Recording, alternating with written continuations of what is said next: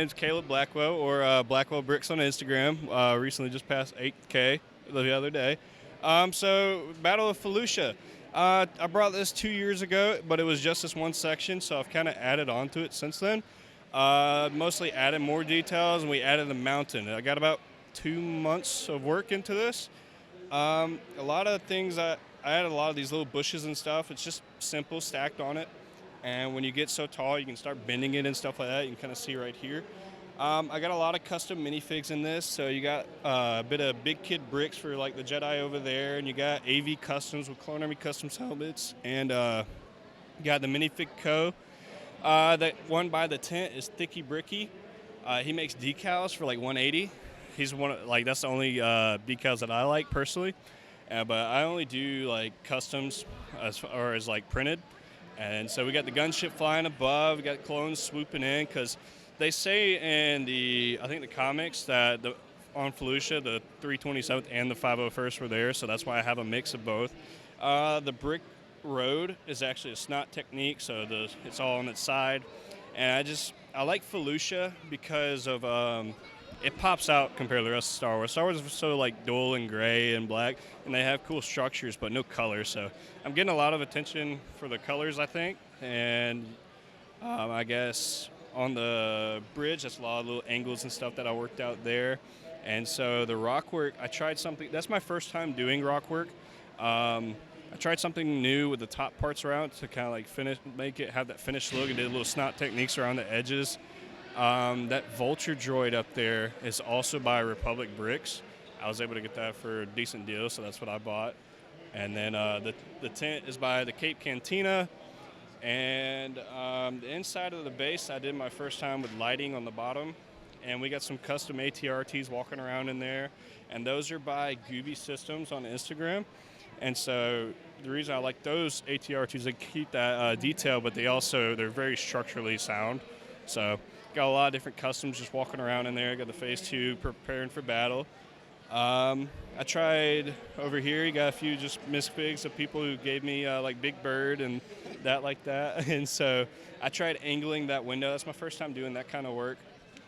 And I just been trying to learn new techniques. I've learned a lot from this BrickFair as well.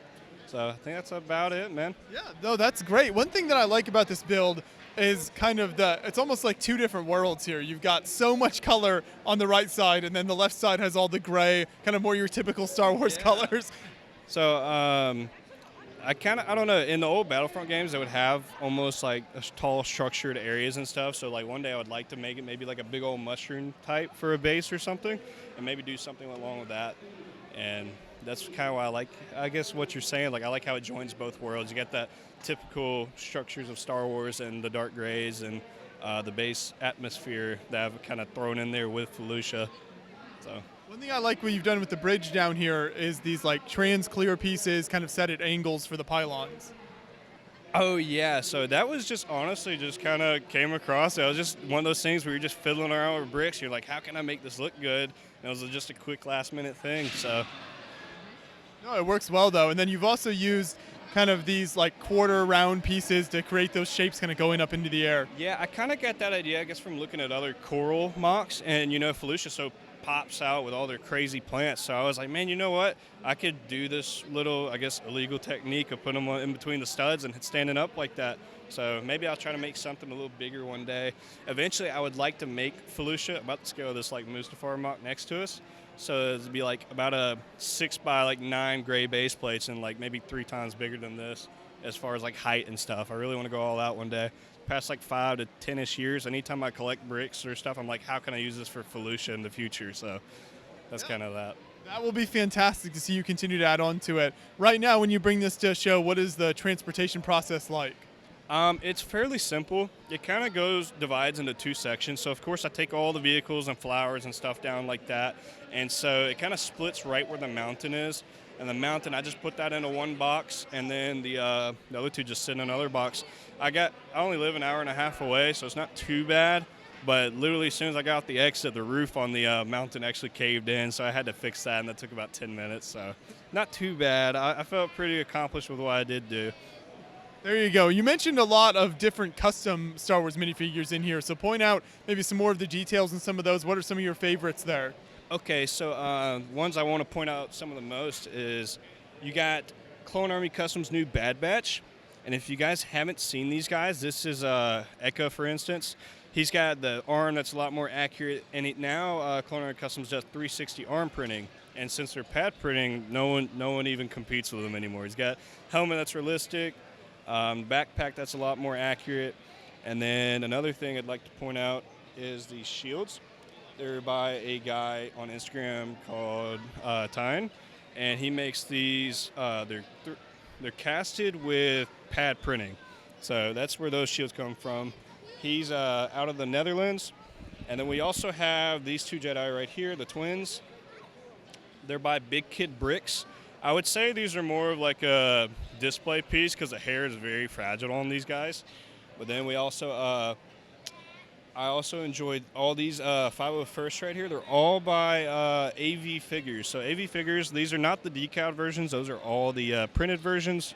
They came from the Ultimate Legion pack. And so, yeah, that's that. And then this Commander Bly up here. He's probably my favorite figure on the MOC. He is also by AV Figures. The hands on them are by Eclipse Graphics. The helmet's by Clone Army Customs. And just, you can tell the detail on these things are crazy. The yellow really makes it pop as well. I love the yellow, and that's what I think also makes Felucia cool is because you always relate the 327 to the Felucia, and they also just, their bright colors popping out too. And so this figure right here is by Thicky Bricky. Like I said, he does 180 decals, so it's for, I prefer 180 over 360. 360, the arms and the legs tend to, I guess, wear off, and the stickers and decals will start falling off. So with 180, you don't really run into those problems as much. Well, that's great. This whole build is fantastic. I'm glad you were able to bring it out to the show and so many fantastic minifigures here. So looking forward to seeing it expanded on in the future. Thank you. Thank you, man.